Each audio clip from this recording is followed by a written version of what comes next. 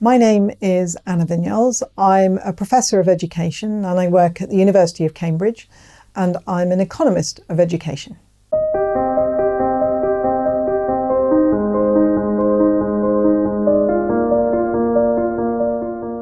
Welcome to my exp.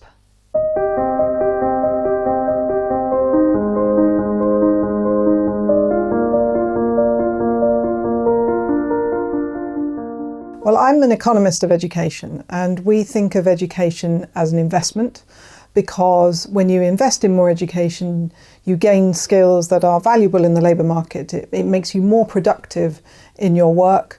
And as a consequence of that, because you're more productive, you also earn more. So we can think of this as investing in yourself, in your own human capital, as we call it, so that you get a benefit from that in terms of higher earnings.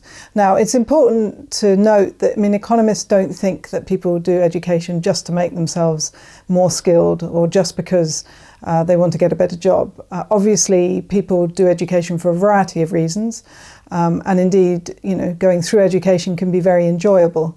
But the economic aspect of that is it's an investment that will give you a return, just as though you were investing in another form of capital, for example.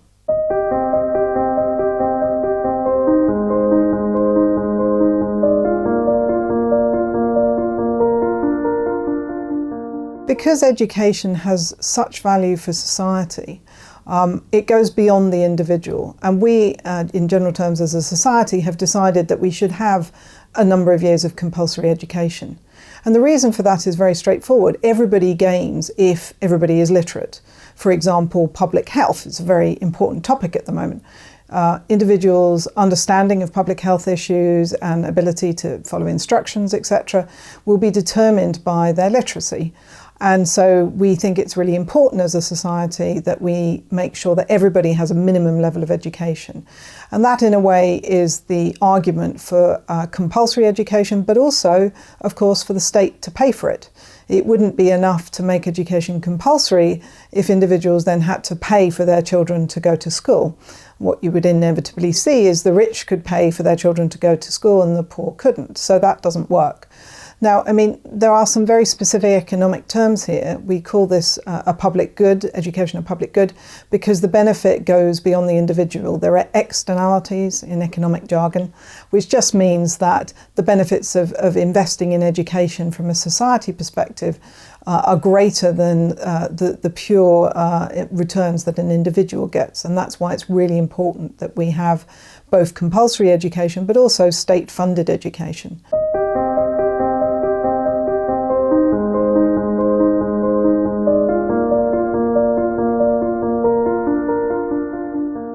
It's easy to say that in general terms we want everybody to be literate, everybody to be numerate. So the decision to invest in primary education is relatively straightforward. But as children and young people age, they study different things, and then it becomes a question about what should the state encourage people to study, if anything, and what should the state pay for. And here it gets tricky because obviously there may be skills that the labour market really needs. For example, I've talked about numeracy already. But individuals may choose to study something completely different that doesn't give them those skills. So the question is, should the state be directing its funding towards qualifications and routes that generate the kinds of skills we need in the labour market? Or, as many would argue, would that lead to a very narrow definition of why the state is investing in education? We might lose curriculum breadth.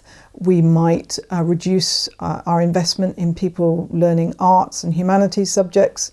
And we might decide that these are really important because they bring about other benefits, not economic benefits all the time, but maybe social benefits, social cohesion. So some difficult questions to answer there. There's also the issue of if, for example, at the moment, state funding is constrained and you've got a budget limitation, where should the state spend more? Now, there's very good evidence that socioeconomic differences in children's achievement, in other words, the gap between the rich and poor child in terms of their achievement, emerges very early. Children actually start school if they're from a more disadvantaged background, learning and knowing much less. And so we know that early investment in children can be both very productive but also essential to put them on the right path.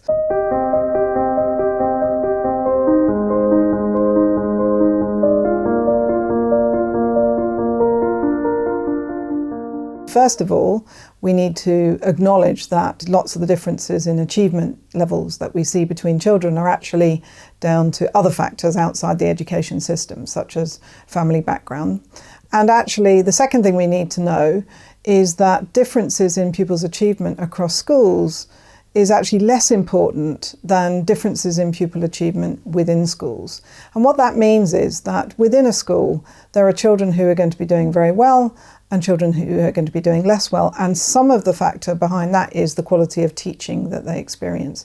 We know, in fact, that teachers and teaching quality is more important than just which school a child attends.